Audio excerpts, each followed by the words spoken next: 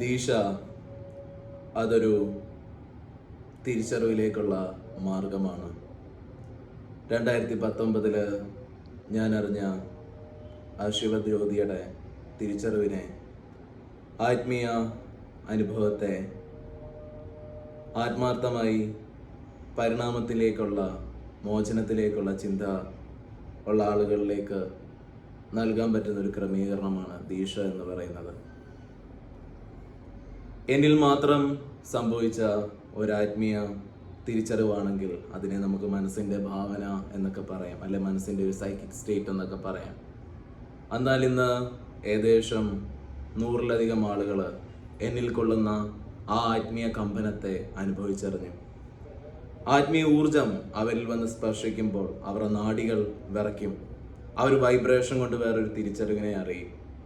അത് പഞ്ചേന്ദ്രിയങ്ങളിൽ നിന്നുള്ള ഒരു മോചനത്തെക്കുറിച്ചുള്ള ചിന്തയും ആത്മീയ നിർവൃതിയും ഉണ്ടാക്കും. ആത്മാവ് ഒരു സ്വതന്ത്രമാണെന്നുള്ള തിരിച്ചറിവാണ് മനസ്സിലാക്കുന്നത്.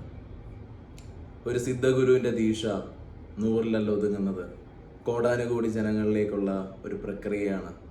ആത്മീയതയെ ചിന്തിച്ചു കൂട്ടി കൺഫ്യൂസ്ഡ് ആവേണ്ട ആവശ്യമില്ല. ശ്രേഷ്ഠനായ ഗുരുവിൽ നിന്ന് ഒരു ദീക്ഷ സ്വീകരിക്കുമ്പോൾ എന്താണ് ആത്മീയതയെന്ന് നമുക്ക് മനസ്സിലാക്കാൻ സാധിക്കും. ഇന്ന് പല ആളുകളും അവരുടെ ആത്മീയ നിർവൃതിയിൽ, ആ ആത്മീയ വൈബ്രേഷനിൽ അവരവരുടെ ശ്രേഷ്ഠതയെ കൈവരിച്ചിട്ടുണ്ട്. അരും ജ്യോതി പരും ജ്യോതി, ഈ പ്രകാശത്തിനെ മനസ്സിലാക്കാനുള്ള, ആ ബ്ലിസ് സ്റ്റേറ്റിനെ മനസ്സിലാക്കാനുള്ള ഒരു മാർഗമാണ് ദീക്ഷ എന്ന് പറയുന്നത്.